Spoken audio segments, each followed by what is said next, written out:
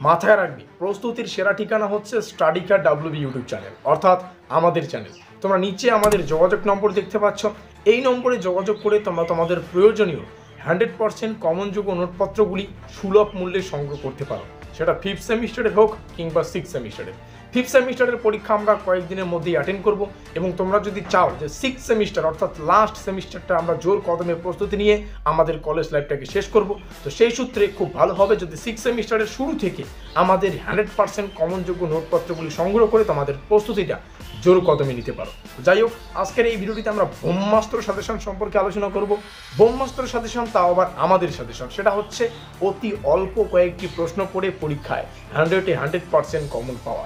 আমি জাস্ট একটা কথা মাথায় রাখি, বা আমি জাস্ট একটা কথাই বুঝি, যতটুকু খিদে ততটুকুই খাওয়ার। বেশি খাওয়ার খেয়ে অযথা, বেশি খাওয়ার আমাদের পাত্রে রেখে বা খাওয়ার থালিতে নিয়ে অযথা খাওয়ার নষ্ট করার কোনো মানে হয় না।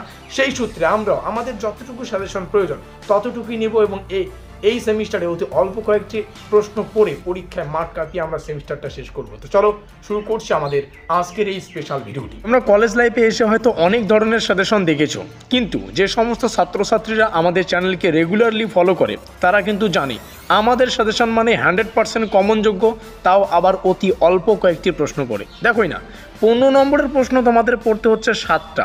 পরীক্ষায় 15 নম্বরের, এখানে লিখে দিচ্ছি, 15 নম্বরের 3টা প্রশ্ন আসবে, সেখান থেকে যে কোনো একটা প্রশ্নের উত্তর করতে হবে। তো এই 15 নম্বরের জন্য 7টা প্রশ্ন তোমাদের সামনে শেয়ার করছি। এখান থেকে পরীক্ষায় যে 3টা 15 নম্বরের প্রশ্ন আসবে, 3টাই তোমরা কমন পাবে, এবং তোমরা তোমাদের পছন্দ অনুযায়ী যে কোনো একটা প্রশ্নের উত্তর লিখে দেবে। তাহলে বোঝা গেল। তো তার মধ্যে প্রথম প্রশ্ন, মূল্যায়নের সংজ্ঞা দাও। মূল্যায়ন কীভাবে পরিমাপের থেকে পৃথক? মূল্যায়নের প্রকৃতি এবং পরিধি বা গুরুত্ব আলোচনা করো। দেখো, প্রত্যেকটা প্রশ্ন বিভিন্নভাবে ঘুরিয়ে পেঁচিয়ে আসতে পারে।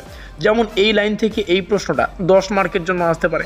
তো আমি জাস্ট এটাই বলবো, প্রত্যেকটা প্রশ্ন রেডি করো, পরীক্ষায় ঠিক যেভাবে জানতে চাইবে সেভাবেই তোমরা উত্তরটা লিখে দেবে। তো যে 7টা প্রশ্ন মোস্ট ইম্পর্টেন্ট, সেই 7টা প্রশ্ন তুলে ধরছি। মূল্যায়নের ব্যাপারটা রয়েছে, অভিক্ষার ব্যাপারটা রয়েছে। তো এই সমস্ত প্রশ্নাবলী তোমরা পড়ে নেবে। 10 মার্কের জন্য শুধুমাত্র 2টো প্রশ্ন তোমাদের সামনে তুলে ধরবো, দুটোই প্র্যাকটিস করো। এবং 5 মার্কের জন্য 2টো প্রশ্ন তুলে ধরবো, একটা ক্রেডিট সিস্টেম আর একটা হচ্ছে অভিক্ষার নৈবত্তিকতা। এই হচ্ছে মূল বিষয়। অবশেষে ভিডিওটি ভালো লাগলে লাইক করে দিয়ে বন্ধুদের কাছে শেয়ার করে দিও। চ্যানেলে নতুন দর্শক হলে অবশ্যই সাবস্ক্রাইব করে দিয়ে আমাদের পরিবারের সদস্য হয়ে নিও, এবং ভিডিওটিকে শেষ পর্যন্ত দেখার জন্য তোমাদের সকলকে অসংখ্য ধন্যবাদ। আমাদের আজকের এই স্পেশাল ভিডিওটি এই পর্যন্তই।